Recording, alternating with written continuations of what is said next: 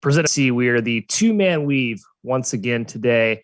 Just myself, Kai McEwen, and Matt Cox, my good buddy. Because Jim Root is flying back home from Baltimore, Maryland, Matt, where he saw his Packers win in dramatic fashion against the Ravens. The Ravens went for 2. We're NFL guys. We can talk NFL all day. It's an NFL show, Matt. Is that right? That's right. Protect the shield, baby. We'll have a few breakdowns coming up on tonight's showdown between the team 1 and the team 2. Who plays tonight? I don't really know. I have no idea. The joke is Kai and I don't really care about the NFL, but we're trying to care. We don't. Because guys like football and we're guys. So we should be starting to care more. Well, Matt, we decided to have a show today in advance of a couple key Big East cancellations. Yes. Creighton DePaul would have been fun to talk about. St. John Seton Hall would have been nice. Scrapped. Yeah, both scrapped. So the games on today's slate are, shall we say, less than ideal. But, oh, wow. Hey, Summit fans are just irate that you took shade at them because they Not headlined tonight's slate. Yeah, and we love the Summit, and we love every team in college basketball, Matt. And actually, ironically, the top 3 teams in KenPom are all playing tonight. Purdue, Baylor, and Gonzaga. How about that? Awesome. Big old spreads. Yes, they are. Going to attack them or are we going to fade them? Let's go ahead and start talking about them right now. It's basically a haves and a haves not start to the show, Matt, here. Yes, it is. We're going to start with Northern Arizona at Gonzaga. And Matt, I feel like all 3 of these teams, they can basically name their number. Pick whatever you want to score. Pick whatever number you want to win by. That's what's going to happen. Do you think Gonzaga takes care of NAU tonight? I think the spread is around 34.5 currently. We know they can do it. Do you think NAU has any chance of keeping it close? Yeah, I do, just because the spot's a little flat for the Zag. I think it'll be a theme with all of these, the haves and have-nots showdowns. I'm looking at Gonzaga's schedule so far this year. You just look at the games coming off of big wins or big performances. ALCORN State, I believe they snuck in the cover at the it played right pretty close to the number coming off the Texas win. Then you look at the Tarleton State effort.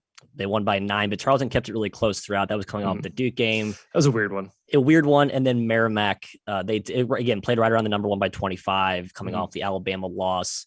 I don't know. You can try to pick between those precedents. I actually kind of like NIU this year. They've been bad. I know they've been bad, but the talent's not depleted. They had Jalen Cone, who was a fringe, not star, but like a legit ACC caliber player. He basically runs the entire offense. You have a guy like that catching 30 in a flat spot, you at least have a puncher's chance. I think the Lumberjacks do. Okay. I think Shane Burkhardt is a great coach. Shane Burkhardt's a good coach. I agree. Yeah, I know he hasn't gotten off the ground quite yet at NAU, but I think he really is a good coach. Young guy, Matt, not too much older than we are.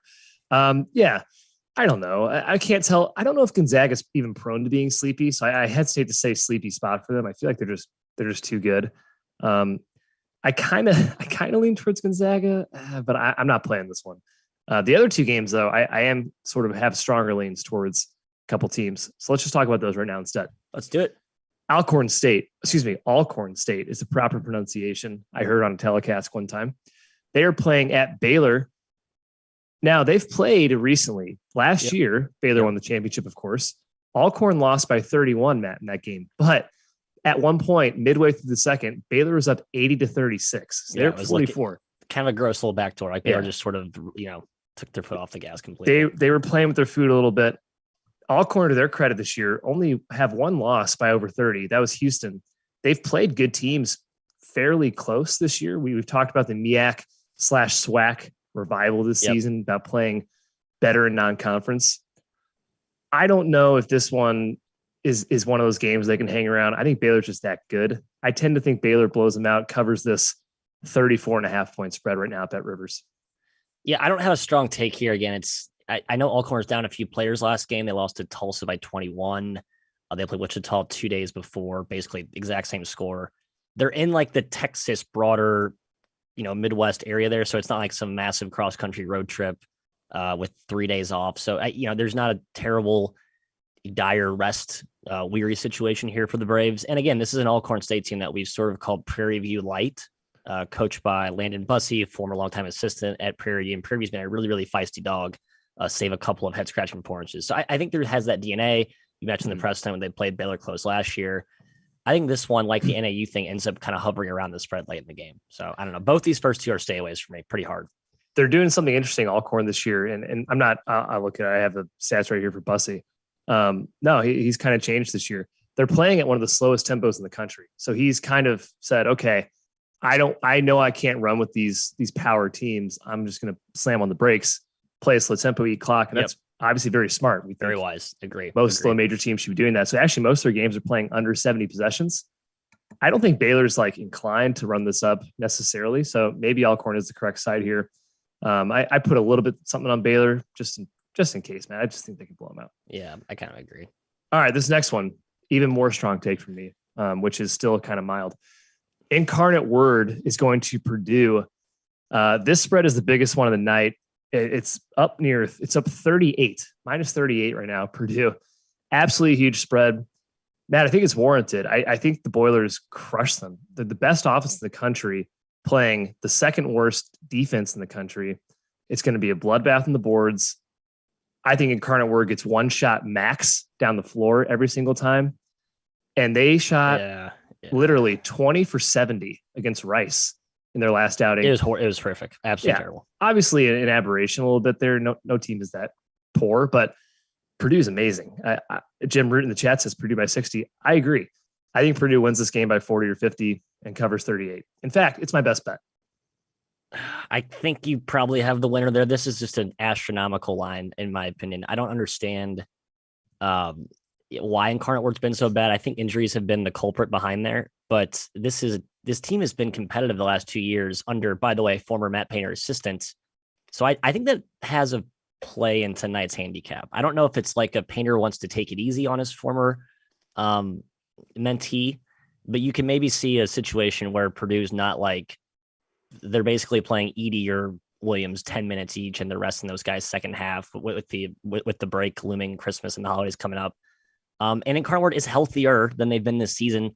That said, they've been abysmal on both sides of the ball.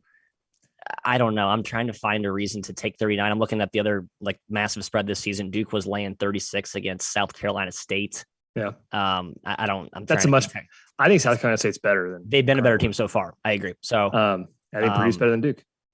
And Purdue has played better than Duke, more consistent. I think Duke's actually maybe the slightly better team with AJ Griffin, but that's another separate conversation. Put that to the side. You probably have the winner here. Every time I've been inclined to take these large dogs, they've just been completely bludgeoned. So who knows? It seems like kind of a crapshoot taking these large favorites, large dogs, probably a 50-50. Hey, most spreads are 50-50. I really think it's a scenario where Purdue might not go a possession without scoring. Yeah, because they will get their own miss, and our Incarnate Word will go plenty, obviously, without scoring. I think Purdue wins this game pretty easily. So minus 38, best bet, lock it in. Good for you. I like Incarnate Word too much. Jim's right. I like Incarnate Word way too much. I've been on this team stubbornly for the last year and a half, so I might need to get off that island. Next game here. More competitive games. I laughed at Bernie in the chat. Had to look up mentee to see if it was a word. I like that. It is. Funny. I believe it is. It is. I think it's a word. Oral Roberts at South Dakota. We're talking about Summit League, Matt. Summit League play kicks off. We're excited. I apologize to one of these games. I actually left off the slate. We will talk about it, though, I'm sure, in the chat here.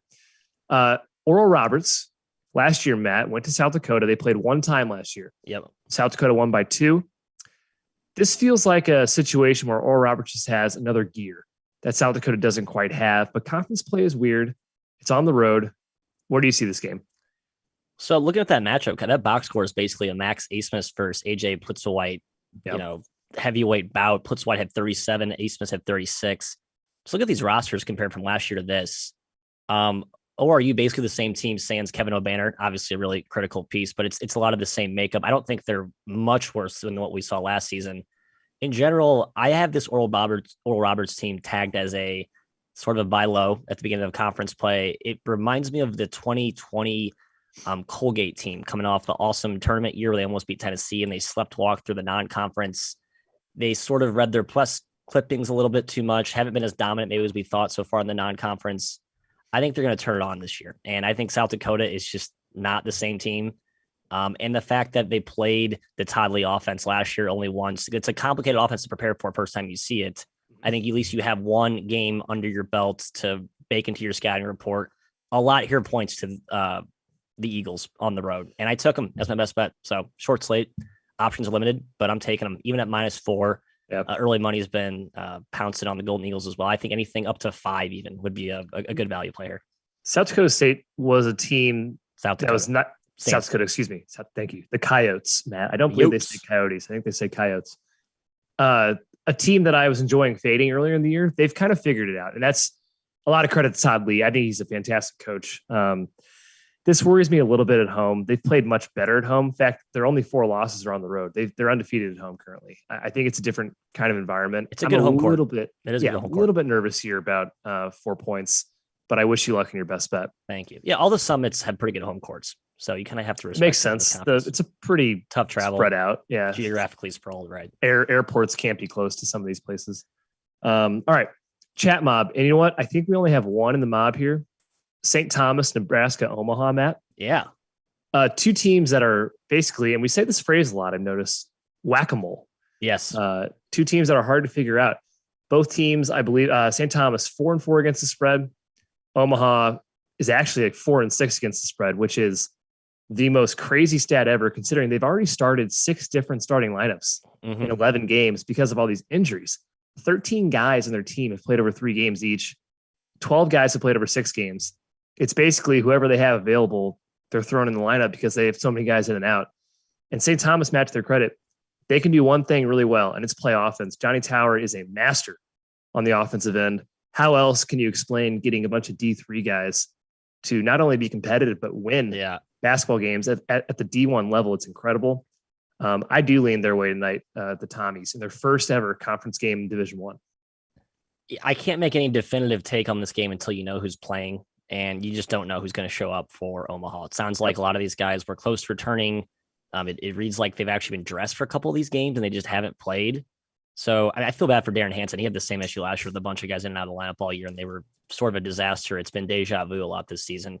St. Thomas, Kai, they're not like Merrimack their first year in D1, but it's a similar type of Merrimack. But they're similar in that they have a very unique style that the first time you play it, it's like, whoa, why are these guys shooting 30 footers? Like no team shoots from as far out and as consistently, well beyond the NBA line than St. Thomas. And they have to, right? Because they're not super athletic.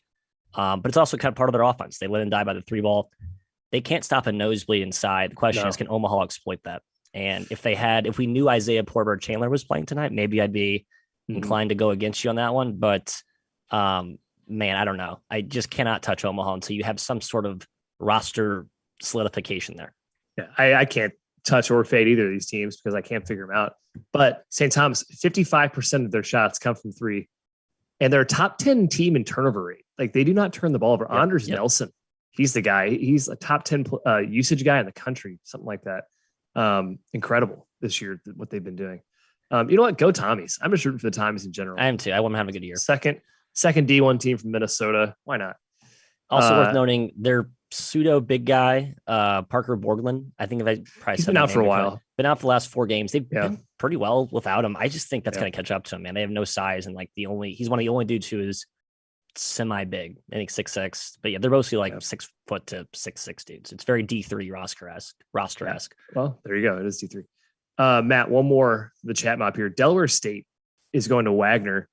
Wagner, unfortunately, we haven't seen very much of them, and we think they're really good. They just haven't gotten to play many games because of pauses. They're 23-point favorites, and Delaware State, like a lot of these teams, they're not as bad as normal this season. Yep. This does feel a tad high to me. Feels very high. Unfortunately, Delaware State hasn't been competitive like the last 4 games. Got destroyed by NC Central, a team who's not really been that good this season. Lost by 14 at home to St. Francis Brooklyn. We're not very high on that team. No. 36 to Liberty, 20 to Longwood, 11 at home to Delaware. That was like basically their Super Bowl. It's like the most hyped game of the entire season. So that's like the best, most hyped effort they're going to have. And they still weren't really overly competitive there. It feels high, but man, I've seen no evidence to suggest that they're going to compete in this game because Stan Waterman and company haven't really done so all year. And we like Wagner. We do. We do like Wagner. They're going to be really good. They're going to win the NEC. Okay. Knock on wood. We have a conference future writing on that. We cannot jeopardize our potential income. So don't say that so confidently. That's true. Respect the gambling gods. Back to the rundown. We'll definitely hit the Leathernecks on the rundown here. But first, we're going to talk about a different Western team, and this is Western Carolina, the Catamounts at Georgia. And Matt, Western Carolina is like the ultimate feast or famine team this year. Yep. They've hung around. They've beaten better teams. They've also lost to teams like Gardner-Webb by 28 points. It's because all they do is launch threes. Launch threes. Like they can shoot 50 threes in a game, and that's not really hyperbole. That's how many threes they shoot. They have talent on this team. A ton of really good JUCO transfers. 2 JUCO guys were All-Americans at that level. Perhaps they hit enough here to cover against Georgia. Perhaps Georgia is a little sleepy here. Why would Georgia care about this game at all? It's a sleepy spot at home. It's non-conference, obviously. I'm kind of leaning towards the Catamounts here, plus 11.5, but they are so Jekyll and Hyde. Yeah. I don't feel confident betting on them. I also lean them as well. You mentioned the JUCO talent. They also still have Travion McCray back from last year. He's a fantastic guard. Marvin Price, I think, was a fringe 3-4-star recruit from Ohio. Mm-hmm. So yeah, Justin Gray, former Wake standout, has some serious talent here, and he's basically playing the NBA extreme style. We're going to spread it out, launch, get up and down. I do lean this way. Georgia coming off that tough loss to George Mason. I don't know if this is like a get right game against Western Carolina. It feels like a stretch for a narrative to me. Yeah, I guess I lean that way, Kai. Georgia's just been pretty much just whatever, as we suspected. And obviously the injuries are what they thought we were. Well, they are exactly what we thought they were. Exactly. And with Jalen Ingram out now, it's only going to get worse. Let's head back to the Summit League. We have 2 more to talk about here for the Summit League. UMKC, a.k.a. Kansas City, at South Dakota State. Matt, UMKC, I don't think, can take advantage of South Dakota State's porous defense. That's where the Jack Bunnies have really struggled this year. And KC is just not a great offensive team. And I don't really think the Roos can stop South Dakota State on the other end. But in my head, Billy Donlin, right, the coach for UMKC, he is the ultimate make games ugly game plan type of coach. So I was like, I bet UMKC has played them tough last couple of years. Last season, South Dakota State beat them by 12, beat them by 18. Yep. Neither too competitive. What do you think about this one? Yeah, that's what I was looking at too. Reflecting back on what's happened in the prior matchups, because I think both coaches have such a distinct style that you can look at those precedents and make some conclusions. We think of UMKC as this awesome underdog, and I think in most cases that's true. This is a little bit of an exception, just with the way that South Dakota can spread you out, and they're so unique and unorthodox with all their like interchangeable pieces. Multiple shooters, multiple lefties. I think that southpaw dynamic actually has a little bit of an advantage first time you see it each season. And South Dakota State coming off that tough loss to Missouri State. They're back home, first conference game. I want to take the Roos, Kai, but I'm not doing it here. Can't do it. Yep. I like South Dakota State in general, man. I always root for that team. I really do. They're fun to watch. Baylor Shireman, Douglas Wilson, Noah Friedel. Awesome guys. Okay, next game. Western Illinois. Talk about a wagon this season, the Leathernecks, although they did not cover against Eastern Illinois. They let the Panthers hang around there. They're headed to Denver, Matt, a team that is not nearly as big of a dumpster fire as last year. They got rid of Billups. They hired Wolbrun. Wolbrun's son is a walk-on for Purdue who actually got some action in the last game. I hope he gets some action tonight as well against Incarnate Word because Purdue's up 60. I really hope he can do that, Matthew. That's what I'm thinking right now. Western Illinois, right. Shooting's key for them. Yes. And I think they're just at another level this year under Jeter than Denver is. But my gut's kind of leaning towards Denver here. Yep, I agree. Home floor, first conference game, altitude. If you like that angle at all, what do you think? I agree. They played Denver twice last year at home. So this is Jeter's and this core roster's first trip to altitude. Mm-hmm. Now, the Pios aren't exactly going to pack the stands with 30,000. I doubt it.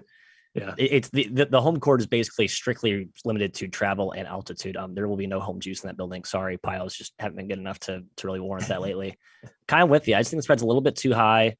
I'm trying to talk myself into Western Illinois as being like a variance monster shooting regression candidate, but I think they have legit shooters, man. Will Carius can stroke it. Trenton Massner, Colton Sandage, my guy, can bomb it.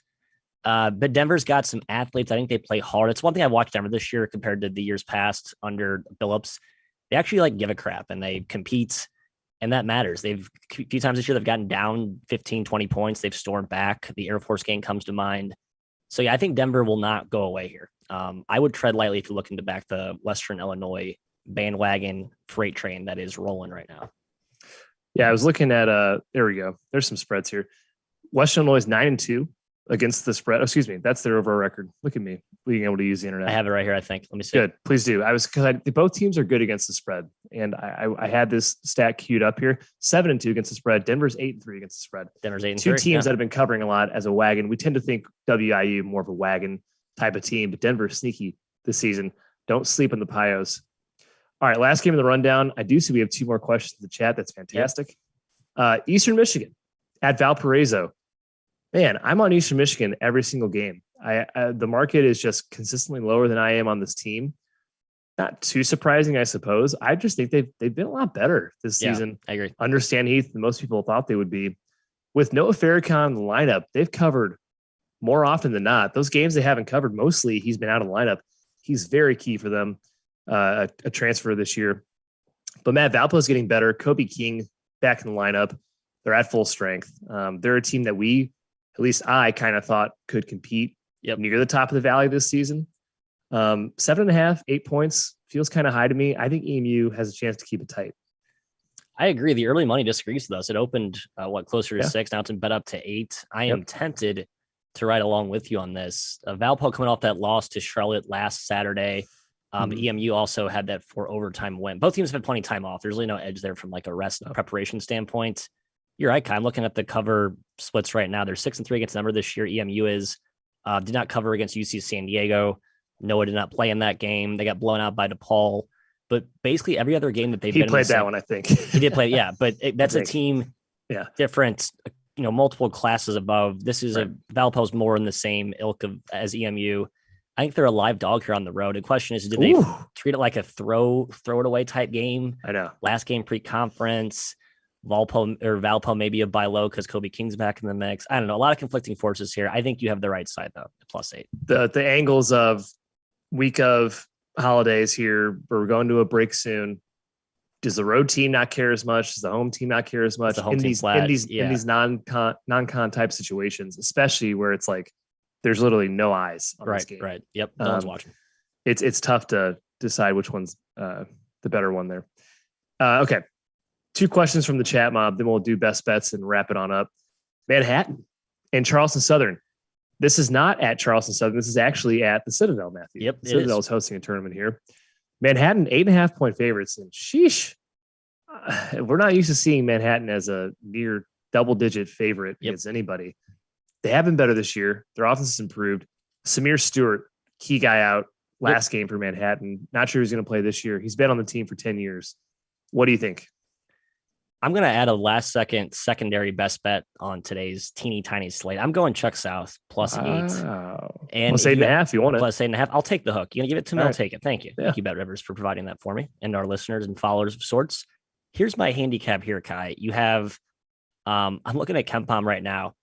Manhattan, he has this game at Manhattan, and he's pricing his model accordingly. So he has Charleston Southern losing by 9 at Manhattan. The line opened at 8.5, 9. 8.5. Yeah. I wonder if there was just a mistake with that, or if the odds makers actually looked at where this game truly is being played and still think Charleston Southern is bad. And they're not quite in the IUPUI, EIU, NIU tier for me.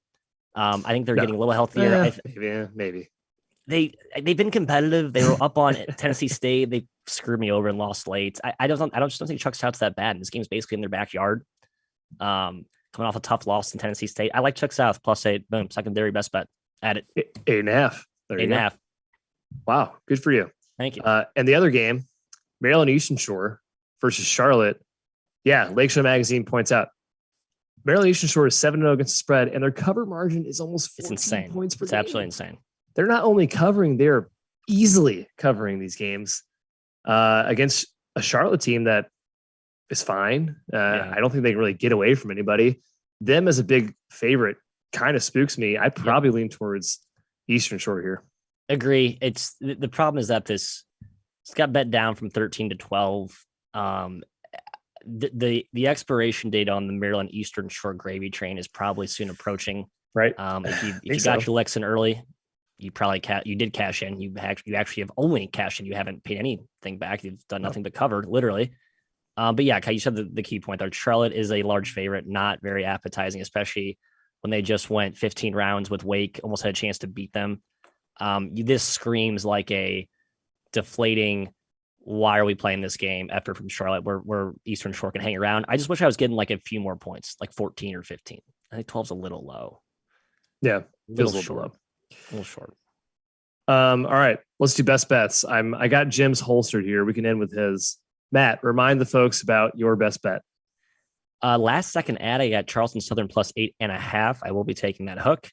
And Oral Roberts at -4. I think you're paying a little bit of a premium for it. I would take it up to 5, but try and lock it in before it gets to 5. Because we mentioned South Dakota can be feisty, but I like me some Max Asmus and boys. So let's roll Golden Eagles. My best bet is Purdue -38. They can do it. Do they want to do it? Let's hope so. And then Jim's best bet, guys, from the airplane that he's currently sitting on or almost going to be sitting on. He's taking the under, no surprise here, in Western Michigan at Notre Dame. It is at 137.5 under Western Michigan visiting Notre Dame. A yawn of a spot there. Yes. Good luck to Jim. That does it for our show. Guys, thanks for joining us. We're back again tomorrow. Back tomorrow. Big slate tomorrow, by the way. Big slate. Yeah. We're back tomorrow. We're back Wednesday, and then we are off for a few days as there is very little college basketball. But hit the like button, hit the subscribe button before you go on your way out, please. We will see you tomorrow at 12 Central.